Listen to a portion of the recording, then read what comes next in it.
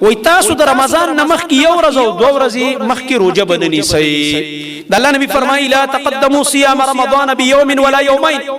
د رمضان د میاشتې شروع کېدو نه مخکې به یو ورځ یا دوه ورځې مخکې روزه نه نیسئ. دین نبی صلی الله علیه وسلم منع کړی ده.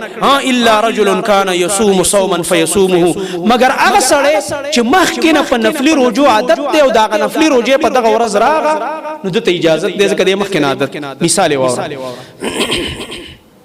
بعضی خلک کستاسو خیالي کنه د رمضان نه مخکې وي احتیاطي روزه نیسي. اوریدلی دي کنه خزي مودا بډایګان بای سړی مودا هغه شکیان شي وهمیان دی باندې هیڅ اجر نشته، بلکې نبی رسول الله ته منع کړو الټه ګناه ده.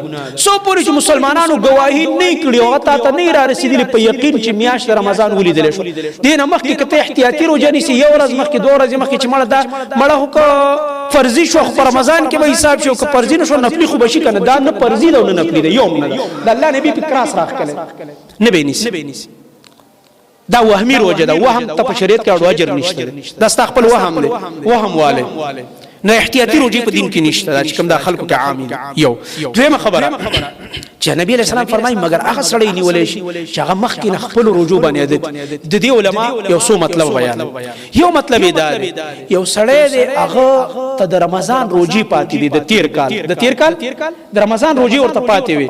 په دې کې چوکاته چاله نور خو مینولې خو هغه دوه راته پاتې دي او رمضان تم دوه ورځې پاتې دي. نو دې په دې شعبان کې د تیر رمضان قضایي روزي سوکی ونیسی دته اجازه، ځکه چې دا د رمضان نه نیسی د شعبان دوه ورځې پاتې دي. دی ویل هغه د تیر کال روزي را باندې پاتې وي دا ختم نو په ټول کال کې ورته موقع نه ملاوي شوی بس مصروف وي راشه لکه وصولي سم نو دغه کس نیول شي. یو دویم هغه کس چې هغه وختي می چرته اوله کې حدیث بیان کړ داوود علیه السلام عادت چې یو ورځ به روزه یو ورځ کوجو کله یو انسان د عادت چې یو ورځ روزه کیږي یو ورځ کوجه کیږي او دا چې په کوم ورځ روزه کیږي دا ورځ د رمضان نه یو ورځ مخکې راغی یا دوه ورځې مخکې راغی نو دا خو د مخکې نه خپل عادت را روان دی کنه عادت دې سره نو دای نیول شي.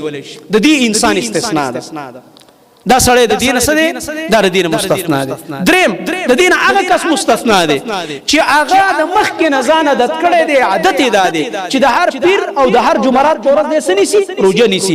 نو چې وی کته د رمضان نه یو ورځ مخکې یا دوه ورځې مخکې یا د پیر ورځ راغه یا د جمعرات ورځ راغه نو دې اصل کې دا شکی روزه نه نیسي، هغه احتیاطي والا کې دا نه دی داخل دی په دې وجه نیسي چې لکه دا زما عادت دی مخکې نه چې زه د پیر او د جمعرات په ورځ نفلي روزه نیسم. نو دا چې خپل روزه د مخکې نه عادت ته معمول نه دی کسته اجازه دی. نبی علیہ السلام د اجازه ورکړي، نور عام کسانو ته د اجازه نشته.